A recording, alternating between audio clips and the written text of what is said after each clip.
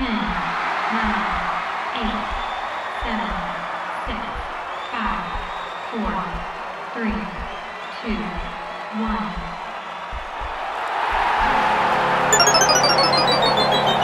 Game over. Welcome to Game Over Montreal. We are in the most unfamiliar of situations for this show. A third straight Montreal Canadiens win. Before yesterday, they hadn't even won 2 straight, and now it's 3 straight. It's an embarrassment of riches, and it's over the Maple Leafs. So there's a lot of Montreal Canadiens fans that are very happy tonight, despite the fact there isn't too much to cheer for this season. I've got 2 wonderful guests with me today. We've got Waubgeshig Rice and Tim Peel. How's it going, guys? Oh, I forgot to set the scoreboard. Well, I'll do that while you guys are talking. Oh, go ahead, Tim. Feel free. No, thanks for having me, Andrew. I'm looking forward to talking about the Habs. I watched the game tonight, and it's exciting to see the turnaround. Yeah, thanks a lot for having me, Andrew. Really stoked to join you both to talk about the game. Not ideal on my end as a Leafs fan, but still entertaining nonetheless, right? So, yeah, I mean, at the very least, the Leafs don't play non-entertaining games, right? Whether it's, them blowing it or them blowing teams out of the water. There's always something there for Toronto. I feel like if you're a Maple Leafs fan coming out of that game, you look at the positives, right? I thought Matthews was a little bit quiet tonight, but I thought Mitch Marner looked fantastic. Michael Bunting is like found money. Ridiculous how good he is. And then I think Morgan Riley had a really good night tonight. yeah. So like there's that. There's little things to hang on to. And the fact that they're really good. And at least it wasn't 5-0, save face with a couple goals in the third period there, right? 100%. So Wob, you're not going to like what I have to say, and it's hard for me to say this because I grew up in New Brunswick, and I grew up a Toronto Maple Leaf fan, and it was difficult because I grew up, I'm 55, so I grew up in the 70s when Sittler and the boys were playing, and every Saturday night Montreal would beat Toronto on Hockey Night in Canada. It was tough to watch as a kid. So my heart, has always been a Toronto Maple Leaf fan, but I still have major concerns about this team going into the playoffs. Mm-hmm. When I look at a team like I went to the Blues game the other day, and Calgary was in town. I hadn't seen Calgary live yet this year, and they're a heavy team. They are built for the playoffs. Mm-hmm. And it's a concern of mine for the Leafs. Are they physical enough on the back end? I don't know. Yeah, it really does seem like the treads are wearing kind of thin on the wheels there, and especially on the defensive side, right? Like I retweeted something I said earlier in the season back in November, how this is the most pleased I was with the Leafs defensive core since the McCabe and Caberlet era, but I kind of retract that statement now because, it just something's wrong on the back end there, and I have lost confidence too. Absolutely. Like Sheldon Keefe though did a really good job yesterday of getting this Lyubushkin from Arizona. I've seen him play a lot. He's physical. He's got a little mean streak to him, and he got him for nothing, really. Yeah. And so that's listen. We're sitting here, talking about what they need. Sheldon Keefe and Shanahan, they're smart hockey guys. They know what they need, and that's why they picked up this physical defenseman from Arizona. So yeah, absolutely. Yeah. And we are going to talk a lot about the Canadiens on this show, but I do want to lean into a little bit on that trade because I feel like there's lots of Leafs fans here on a channel that was built on the back of Leafs fans. So let's entertain them a little bit, because I've seen a lot of criticism of Kyle Dubas this season. And listen, I get it because they've gone out of the first round. Was it 5 straight years? It sucks from that perspective. And last season really does feel like a choke, and they ran it back this season. But the fact that they essentially took 3 flyers on guys in the offseason in Kasha, Bunting, and Richie, hit absolute home runs on 2 of them. And then the one that didn't work out happened to be the one that was signed for more money and longer term. And then they move that contract out. Don't keep any salary back. Fill an actual need. Right. Like, that is unbelievable. Right. Yeah. Anytime you're in a market like Toronto, and obviously when it's like what the Edmonton management is dealing with now, when you've got one of the best players in the league Austin Matthews and surrounded by Marner and Spets, or not Spezza, but Tavares and so on. The expectations are obviously really high for that team. And but it's tough in the playoffs. It's I always say, like, as a referee, I loved working the first round of the playoffs because there was every team thinks they can win when they get into the first round. Then things kind of settle out after the first round, but the first round is the toughest round to get through. It's physical, it's tough, and we saw it a couple of years ago when Columbus upset Tampa and beat them 4 straight. Yeah, it's not easy. It's tough to get through the first round. So we'll see. Yeah, and those of us Leaf fans in our armchairs are, the biggest critics of them all, right? And I think, the patience has worn thin quite a bit. But of course, we have not played the game. Most of us, we don't know what it's like to get into that first round. And, Tim, as you say, I'm sure you see the momentum bounce back and forth, and then someone locks it in, right? And that's what, advances a team in the playoffs. So, yeah, I haven't seen it yet as a fan. I'm hoping, they'll delight us at some point, but a couple months to go, so I may as well try to be a little bit optimistic and hopeful and see if they can add those pieces, right, and turn it around. But yeah, and we'll see. And Jake Muzzin going down tonight's it was awful to watch the head smash off the ice, but that's got to be a very worrying thing for the Leafs going forward, because he is huge on the back end. I don't think that's a 5-2 hockey game if Campbell is in net, because Mrazek, as you saw, he really slides from left to right and puts himself out. He put himself out of position on the Cole Caufield goal at the end of the period, and he put himself out of position on one of the other goals. He slides over too much, and goalies that move too much, like for example here in St. Louis, we've got Ville Husso. Ville Husso never looks like he has to make an acrobatic save. He's always square to the puck. And that's kind of the new goalies now. You look at Vasilevsky in Tampa. He doesn't make acrobatic saves like Fleury does with Chicago. They're the new goalies that are really good. They're good positionally, and they're always in position to make the save. 100%. I feel like that kind of era was ushered in a lot of ways by like the Price Lundqvist generation, right? Where it's not necessarily the windmill saves. Everything is, some people call it blocking, but it's just playing the percentages, right? You see often in games where a goalie is playing exceptionally well, you see frustrated fans be like, oh, well, everybody's just shooting it into their crest. That's because the goaltender is playing the shot perfectly, right? There's nothing to shoot at. So it goes directly into the chest. One of the best guys at that was, and he won a Stanley Cup, was Jean-Sébastien Giguère for the Anaheim Mighty Ducks. He was always in position, and that's what makes a good goalie. So you look at Pricer, he makes some acrobatic glove saves and so on, but he's always square to the shooter. He's always square to the puck. He's not scrambling all over the net. We saw it with Mrazek tonight. He's just sliding over too much, So, but you got to play your backup. Like, you have to play your backup. Jack Campbell, you can't ride him, because when playoff time comes, he's just going to be too tired, and he's not going to be sharp. So that might be a concern for the Leafs, going forward over the next couple of months, is can their backup goalie win them games? At the very least, they don't really have to worry about not making the playoffs, right? So I guess the main thing is, do you want to face Tampa or Florida in the first round? And that's kind of it's not a great choice, no matter what. That's exactly what I was talking about. The first round, say the Leafs lose in the first round, they lose to Tampa or Florida. Toronto media, everyone's going to be, but that's a tough series. That's a tough series.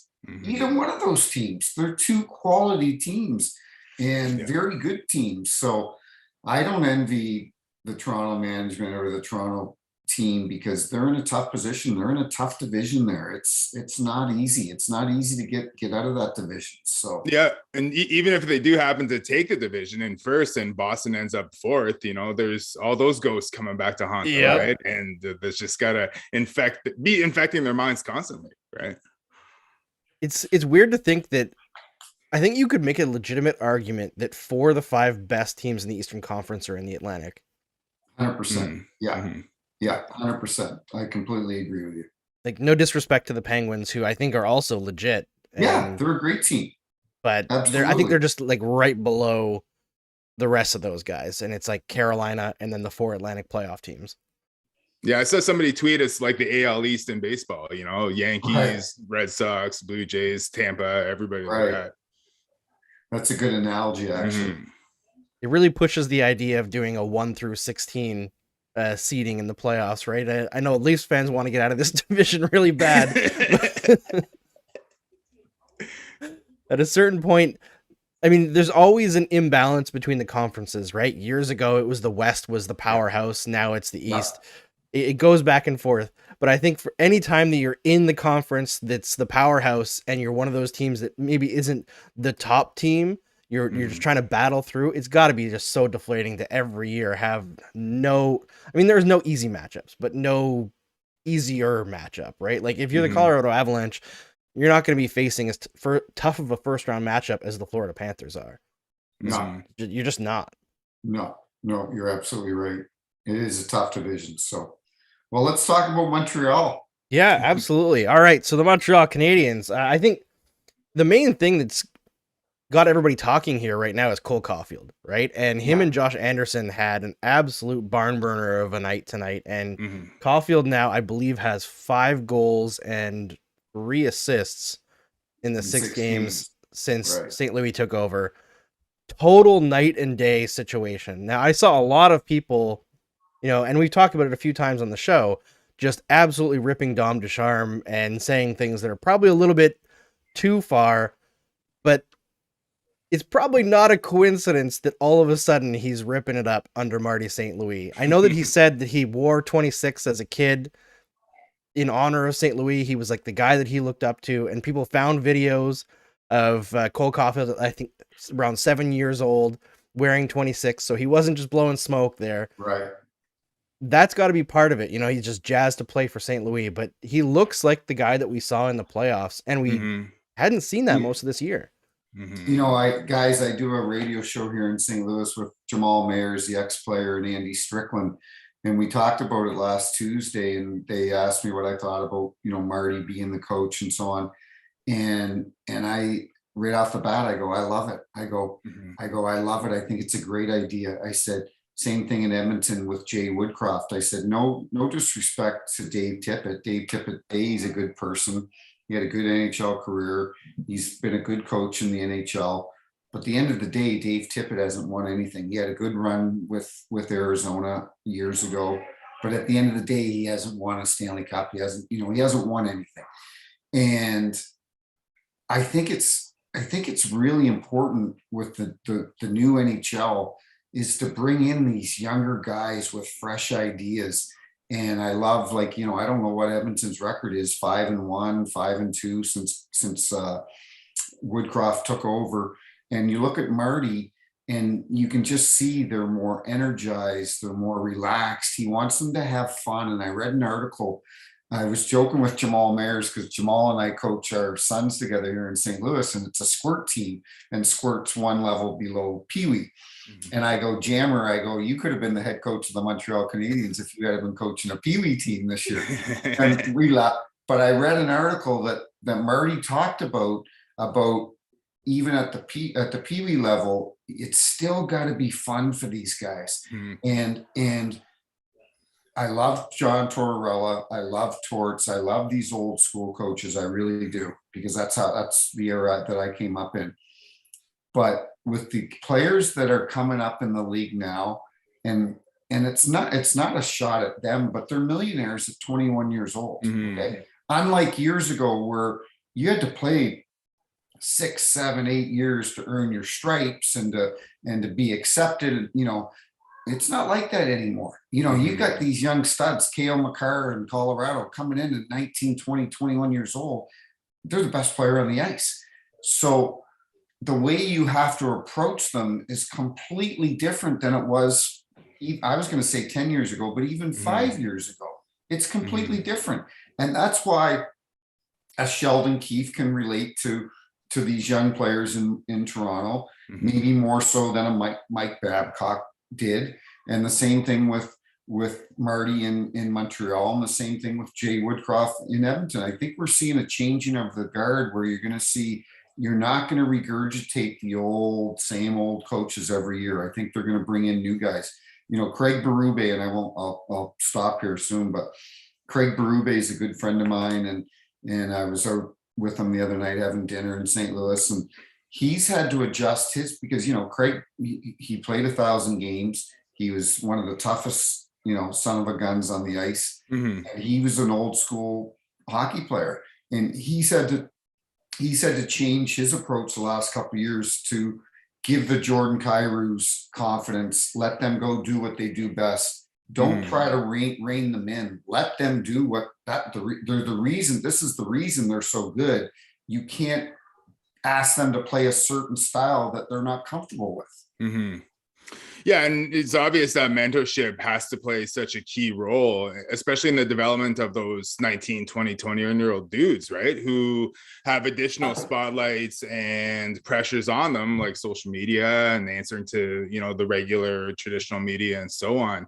And of course, you need like that hardline disciplinarian approach from a coach. You need that sort of toughness instilled in you. But at the same time, you need that sort of that camaraderie piece as part of it too. And I think someone like Martin St. Louis, of course, there's sentimentality attached to hiring somebody like that, but he's a winner, proven winner, but he's played the game from youth all the way up to the highest level, and to mentor someone like Cole Caufield just has to be huge. And you mentioned that goal earlier, Tim, where Mrazek slid across, like you knew that puck was going in as soon as Cole Caufield wound up. Like you knew it was going in because like he just exercised that confidence and that patience there and just straight line into the net, right? It was pretty impressive. Andrew, we don't want to, Wob and I don't want to take over the show here, but no, I'm enjoying it.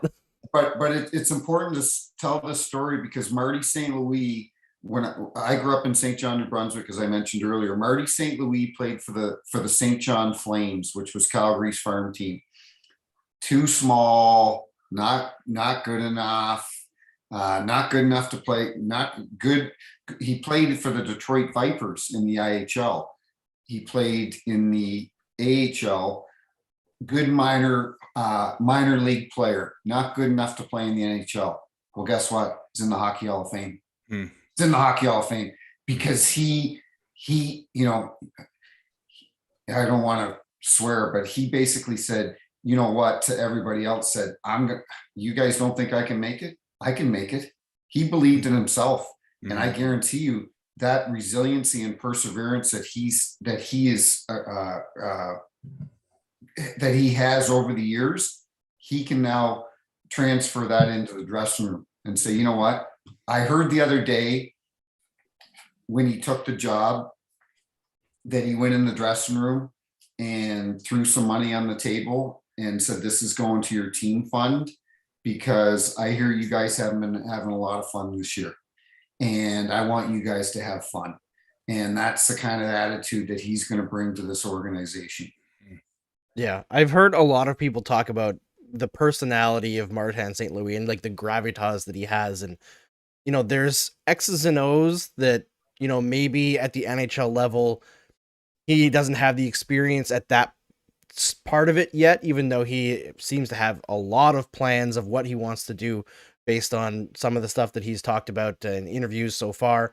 And I mean, frankly, to me, he's saying all the right stuff. So I'm really excited to see what he's got going there. But in terms of just part of being a coach is inspiring, right? And if you can't be inspired by Martin St. Louis, get out, right? You're not going to last very long in the league. And you know what, Andrew, to your point, he's got a great assistant coach in Luke Richardson. Luke Richardson knows the game. He's a smart hockey guy, very well respected. I love the man. And maybe I've got a soft spot for what he went through a few years ago with his daughter. But I always respected Luke Richardson. And Marty's got a good guy he can lean on Luke and say, hey, what should we do here? And I guarantee you Luke's giving him some good advice. So they would be smart. Montreal would be smart to keep Luke Richardson in that organization. Mm-hmm. Yeah, I think that he's relatively safe, especially after when he had to take over behind the bench during the playoffs last year. And Right. arguably the Canadiens played their best Yeah, they of the did a great playoffs job. last year. Right. Yeah, Right. the players seem to really like Luke Richardson and want to play for him. So I think he's, of the guys who are on the coaching staff still, not named Martin St. Louis, probably the most safe. Speaking of the Montreal Canadiens winning streak here, 3 games, 3 wins. Anyone know how many games it took for their last 3 wins? I'm going to say 45 days. Well, I didn't count it up in days, but it was 26 games, so probably over 45 days. Oh, about 45. Wow. Yeah. Exactly. Wow. You know, Like, but like to all the Montreal listeners though tonight is, if I was the Montreal fans, I would be ecstatic on the hire of Jeff Gordon. People don't know a lot about him. He's not a high profile, flashy guy. He just goes about his business. But he was a big reason that the Bruins won years ago. He helped build that team. Then he goes to Montreal, or I'm sorry, New York, does a tremendous job there. Do you think that, I love Chris Drury, and he picked up Ryan Reeves this year, but that team is Scott Gordon's team from what Scott did, okay, with draft picks and forming that team. Scott Gordon is a really, really, really smart hockey guy. And I think Montreal, in hiring Kent Hughes, I think in 3-4 years, they're going to be it's no coincidence that Scott did this in Boston and then he did it in New York and now he's gone to Montreal. He's going to do a great job there. yeah, he's a builder, right? He is a builder. That's what he likes to do. I did want to get your take on this a little bit, Tim, because you're the rules analyst for Daily Faceoff now. So it's not necessarily like it has nothing to do with the actual rules as they're written.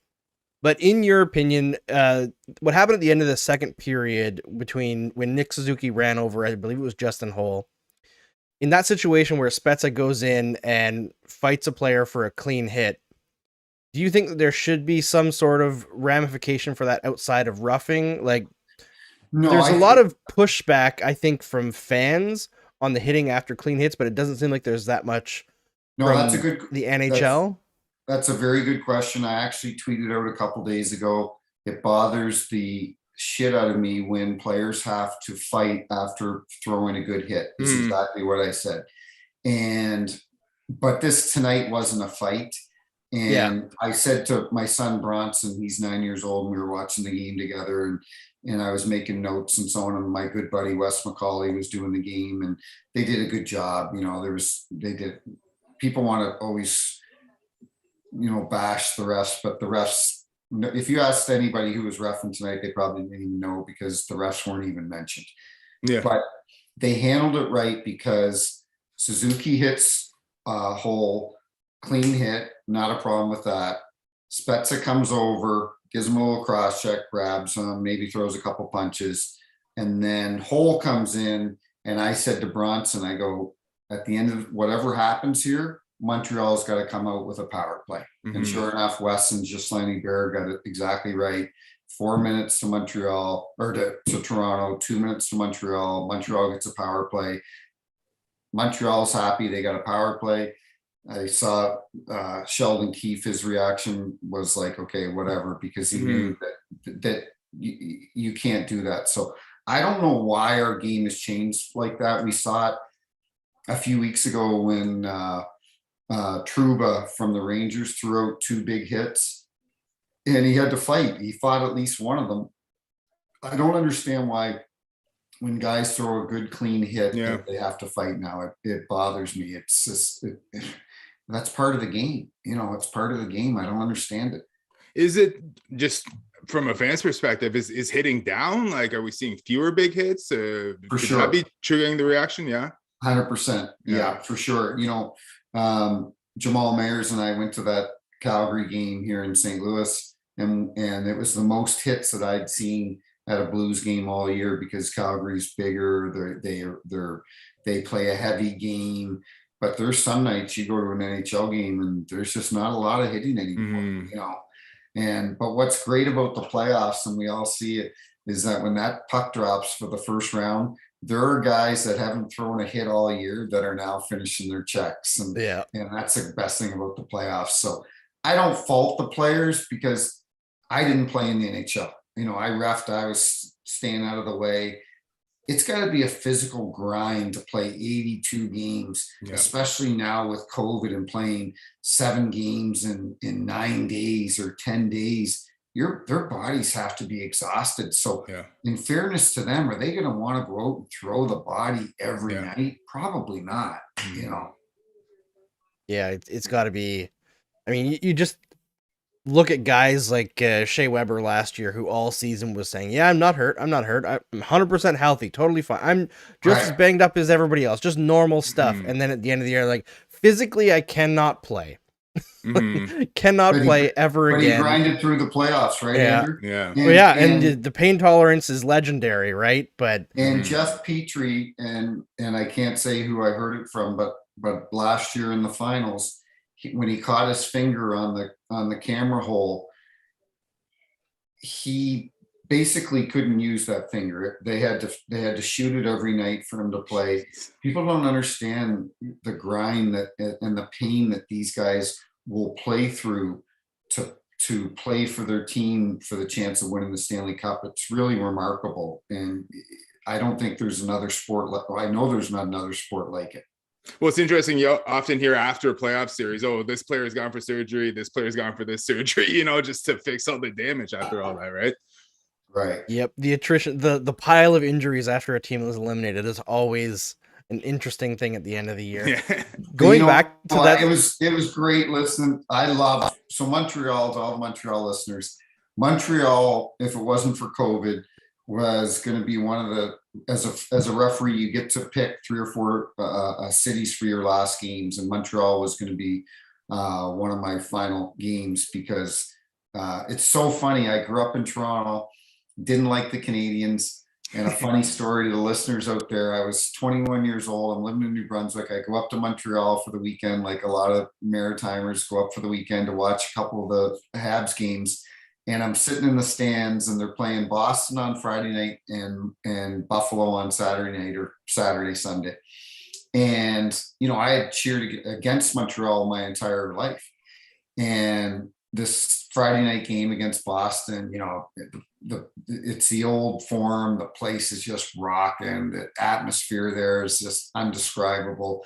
And Stéphane Richer scores, and I'm on my feet cheering, and I cheered for Montreal the whole weekend. And this is a guy that hated Montreal but I couldn't help it. Wob, because I got caught up in the atmosphere of that Montreal forum. It was just, it got me. And so I had a special place in my heart whenever I worked there. The fans were so knowledgeable. I remember I worked a game there when Mario came back from cancer and Pittsburgh was in town. And I'd always go for a walk in the city during that day game. And you could feel the atmosphere and the buzz in Montreal because Mario Lemieux was in town. And I'm like, it gives me chills right now. It's like, man, that's when this is this is the best. This is the best place. And I worked, do you remember the year Yaroslav Halak kind of took over the crease against Washington? And he stopped 65 shots that night against Washington. And I was working that game with Dan O'Rourke. And you come out of the tunnel there in Montreal for a playoff game, and they're all waving the towels. And, for a kid from New Brunswick of 1,500 population, you go, this is awesome. This is awesome. So to the Montreal listeners, I loved working there. It was the best building. And I loved tonight even with a smaller crowd, they got the ole. It was great. Yeah, we haven't heard that one too much this year. No. There hasn't been very many opportunities between COVID keeping fans out of the building and the losses and the losses and the losses.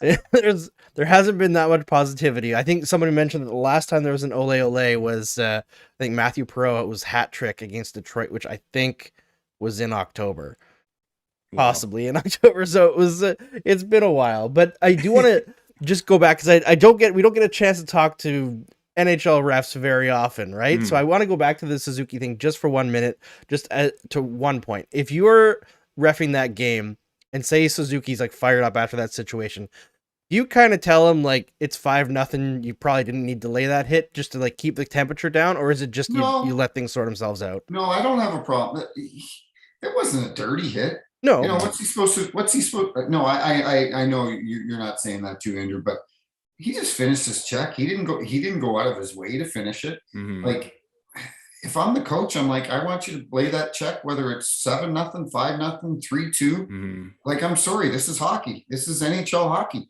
And he hit a guy that's probably 3 or 4 inches taller than him that didn't expect him to hit him. So I don't have a problem with that at all. I think, you know what? And we saw it. It was 5-2. All of a sudden, it's now 5-3, and this, they're squeezing the sticks. Like, Mhm. I didn't think that they were going to lose the game, but in the third period, I'm like, if they let in a third goal here, things are going to Gets change. interesting. Yeah. Yeah. So sure. I don't have any problem with the hits, and you know what? We need more physicality in our game. It's good for our sport. Mhm.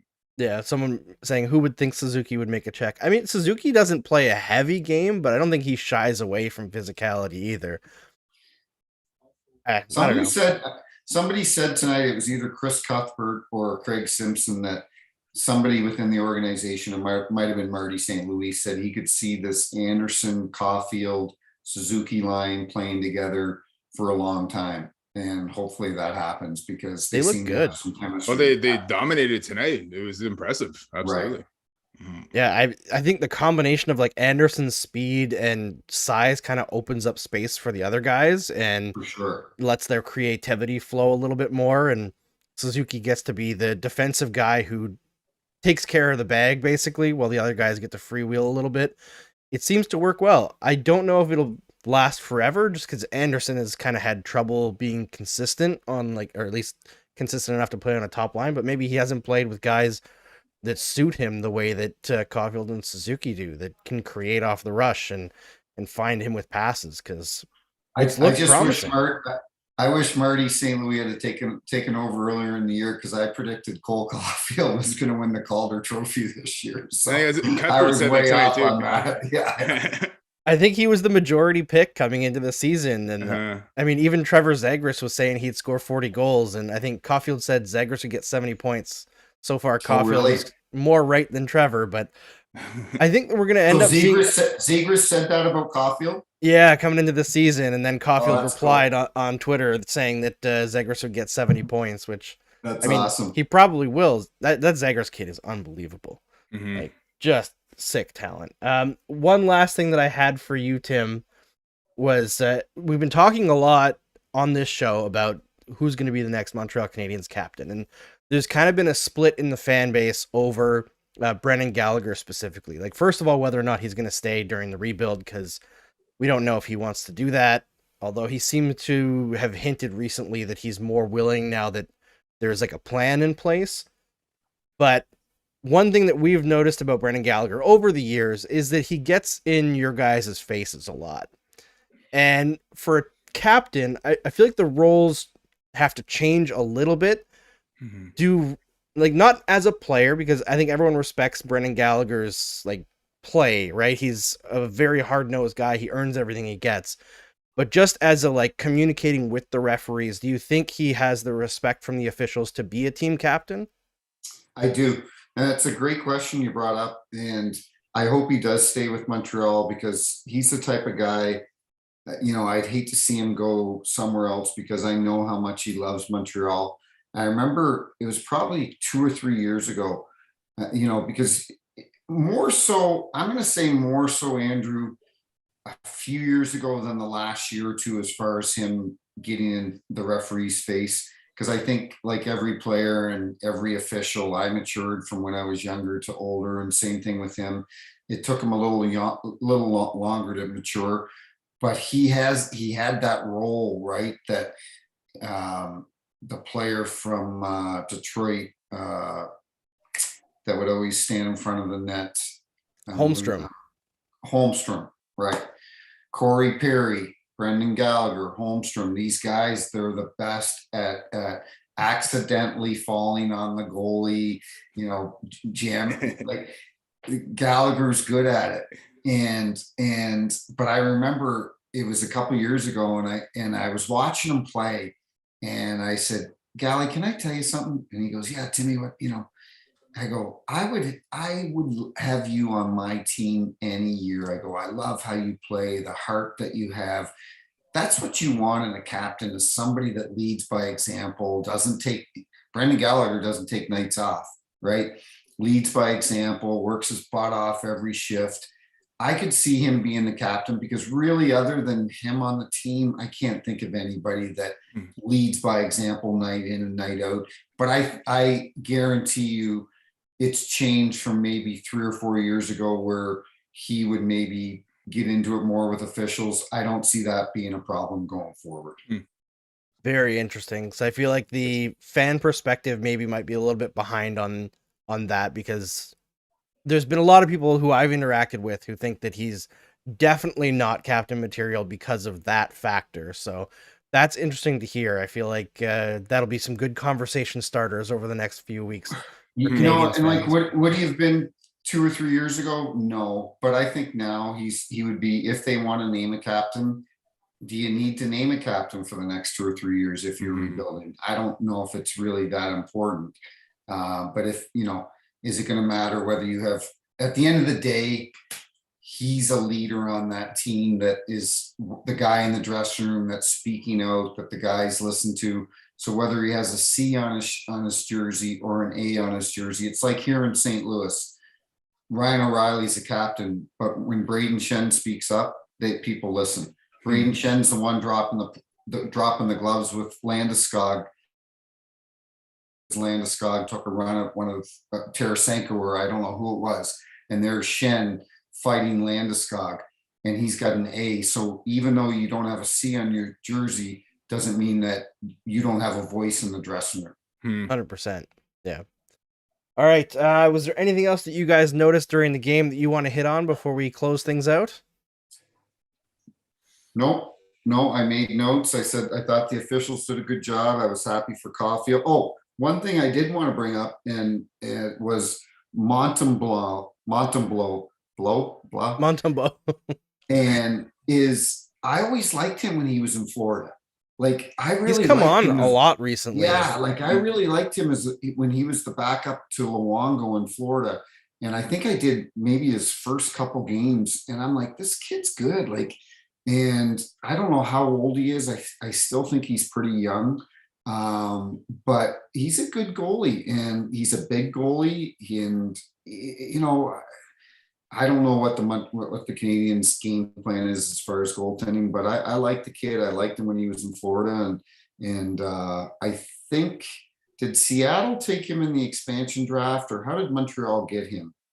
I think they just signed him as a free agent in the summer. Free agent? Yeah, I think his contract was over with Florida, but it was either that or like a low value trade.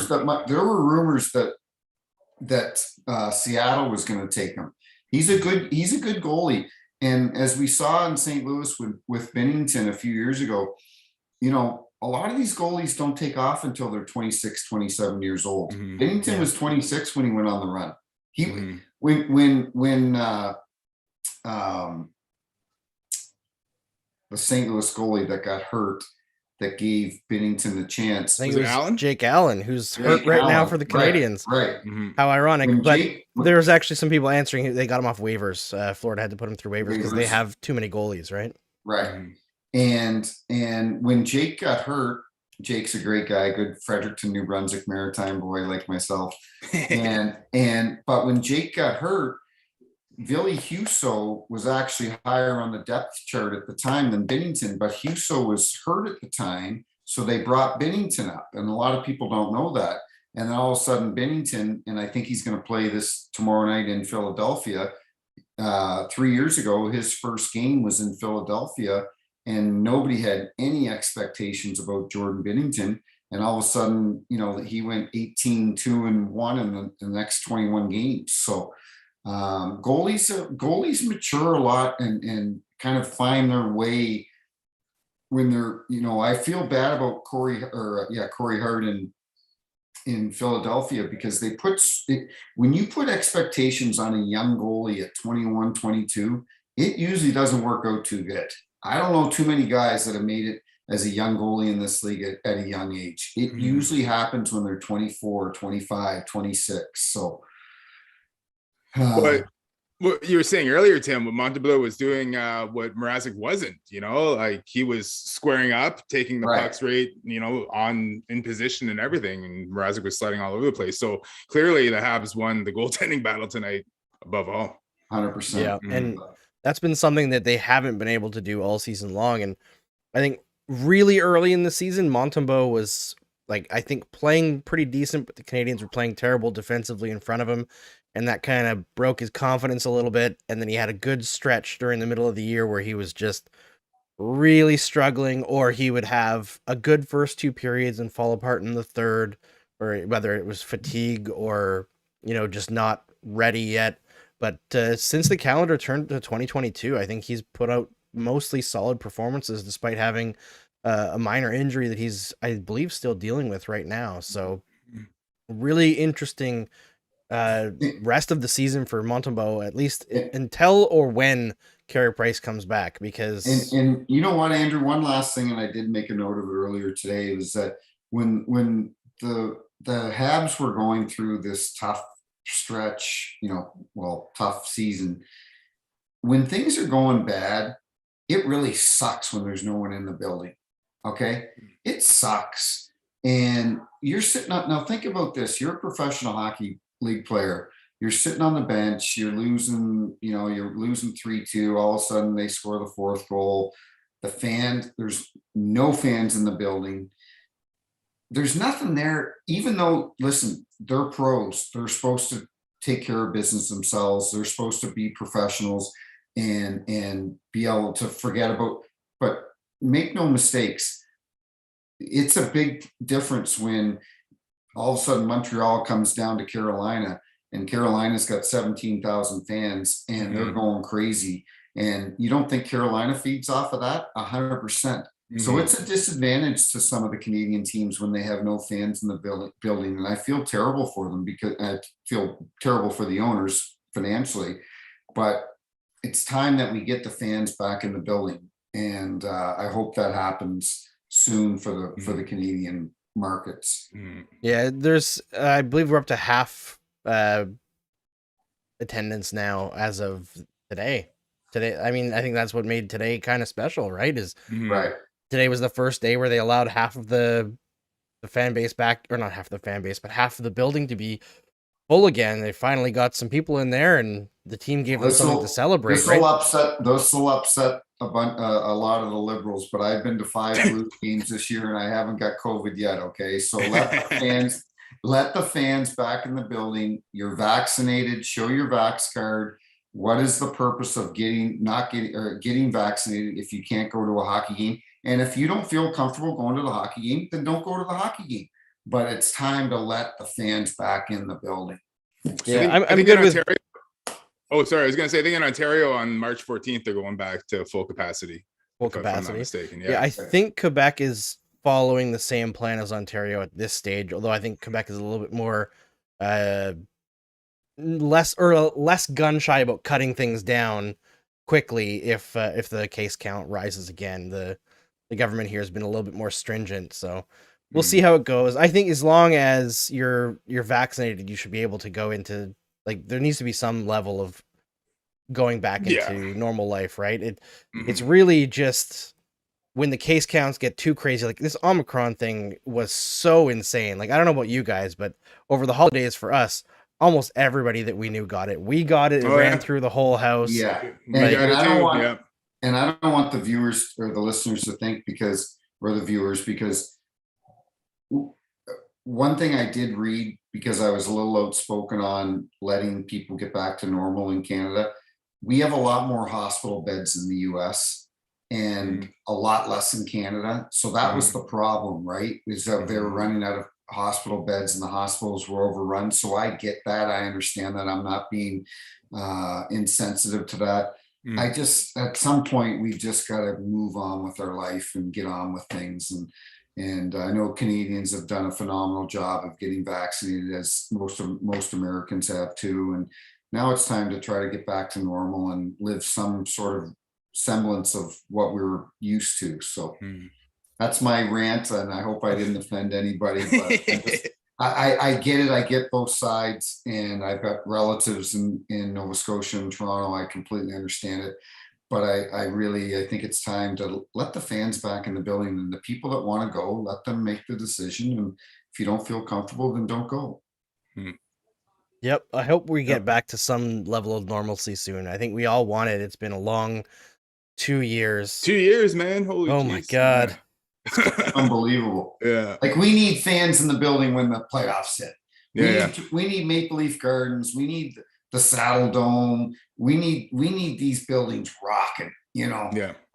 because it sucked last year or the year before watching playoff games with no fans in the building. As much as you tried to put it out of your mind, it's a difference. And then it had to be tough for those Canadian teams, as I mentioned, then to go down and play in the US and play into a full house and have that home team has an advantage. So I think come, like you guys said, come playoff time, we'll be back to normal and things will be good. Yeah. I really hope so. I think the 2020 playoffs, you kind of got used to it throughout, and then when the Lightning won the cup and it was just dead silent, that was the part where it was so weird to me. Like, even in like a away barn, that they still cheer the Stanley Cup, right? So it's like when the Stanley Cup gets rolled out and you just hear like some faint woos picked up by the arena mics, and that's it. That was the great, Andrew. That was the great thing about them getting the chance to win it the next year, exactly, at home in front of their fans. Like, Pat Maroon's a good friend of mine. He's a St. Louis guy, and he told me, he says, Peelsy, it was the best. He goes, yeah, it was fun when we won the first one, but we won that second one and we won it in Tampa in front of a full house. He goes, that was fun. No doubt. Yeah, completely different. So 100%. All right. Thanks for joining me, you guys. I really do appreciate it. And I appreciate everybody for joining and watching, because, it's been a heck of a season. This wasn't what we expected when we started this show. This trial balloon for Game Over Montreal, and we expected at least a push towards the playoffs. We're not going to get that, but at least we got some exciting games to end the season, and we got Martin St. Louis coaching, which is crazy and exciting and fun. I actually listened to a podcast that he did last year on a show called Puck IQ or Hockey IQ. Let's see. Yeah, Hockey IQ. And he talked about like his essential philosophy of how he wants to coach. And a lot of that was covered in the Athletic article by Arpon Basu and Marc-Antoine Gaudin recently, but fantastic insight into Martin St. Louis and the way he sees the game. So I think that everyone should check out that article and that podcast, because there are exciting things that are going to happen in Montreal. And I think this disaster season, it is going to be a good result because of it, right? I agree. They need this organizational shakeup. And let's not forget, Andrew, about Vincent Lecavalier. Bringing him on board. This is another guy that knows how to win. Him and Marty are great friends. Like, you get Jeff Gorton, Ken Hughes, Marty St. Louis, Vincent Lecavalier. There's good things ahead for Montreal, and it's probably going to be a lot shorter than people think. 2-3 years from now, this team, Montreal, is they've got the foundation there, and they've got the right people in place, and people want to play for the Montreal Canadiens. Like, and so I think good. They've got the right people in place, and at the end of the day, that's what it takes. And I'm excited to see what those guys can do and build on. And I know it's tough for the Montreal fans now, but hey, you guys had a lot of good years, okay? A lot of good years. Okay. So you know what? It's the pain in the short term, I think, is going to pay off in the long term. Yeah, maybe in a couple of years, the Montreal Canadiens can also go into the playoffs with high expectations and get bounced in the first round. I'm sorry. That's Wow, all right. that was a shot at you, Wob. It's all good. I've heard them all by this point, right? Yeah, So it's just exactly. Nothing's the skin. new. Yeah, exactly. The skin gets thicker and thicker year after year, right? So, I mean, that's the best part of talking to Leafs fans is that nobody makes fun of the Leafs better than Leafs fans. yeah. No, I know, it's true. All There's right. like always a baseline expectation of disappointment, and you can't sink much lower than that, right? So. Exactly. All right. First Wob, and then to Tim. Tell everybody where they can find your work. Yeah, sure. Well, thanks again for having me on, Andrew and Tim. It's been awesome to hear your stories. Thanks a lot for being a part of this tonight. You can find me on Twitter at Waub at WAUB, on Instagram, same handle at WAUB. And if you want to find me on Facebook, it's my full name at Waubgeshig Rice. I'm an author. I got a new novel coming out a year from now, and I'm on the jury for this year's Giller Prize. And watching the Leafs game in, game out. Wob, can I ask you what kind of books you write when you say you're an author? Yeah, I mostly write at this point, post-apocalyptic / dystopian kind of novels. So mostly modern day? Yeah, modern day. Yeah. So drawing some inspiration from 2 years of being locked down, right? So Very cool. That's awesome. cool. Thanks. Yeah. Tim C. Peel, at Tim C. Peel on Twitter, at dailyfaceoff.com. And, I'm pretty out there on Facebook. I don't even know what my handle is on Facebook. I'm sure if you just type in Tim Peel, you'll find me. So I'm loving social media. I was never, as a referee, you're not allowed to be on social media while you're on staff. So my last paycheck was September 1st, and then you're allowed to go on social media and kind of live your own life. But still have a great relationship with the league. I was talking to Colin Campbell this afternoon. I talked to Bill Daly and Stephen Walkham a couple of weeks ago, and as much as things went down with me, it was I have everything I owe is to the National Hockey League, and I'm a big believer in everything happens for a reason, and life's good here in St. Louis, and having fun, coaching with Jamal Mayers, and we're having a good time here, and just loving watching hockey and going on shows like yours, and trying to appeal to other fan bases other than here in St. Louis. So I appreciate you guys having me on a lot. Awesome. Thanks for joining me, guys. And we will be back on Wednesday with Laurie Bennett and possibly Steve Dangle. He has confirmed, but he might cancel because Steve Dangle, eh? Yeah, it's the first time he's actually going to be on this show on his own network. I've been trying to get him on all year, but he's a busy man. Got to do all those Leafs. The Leafs and the Habs play on the same day almost all the time, so it's tough to get him on right after the game. He's got to record things, and he's got a young kid. I've got young kids. I understand, but I got to get Steve on and get him talking about the Leafs and rage a little bit because it's just fun poking and prodding him. All right, everybody, we'll see you then. Thanks for tuning in, and it was a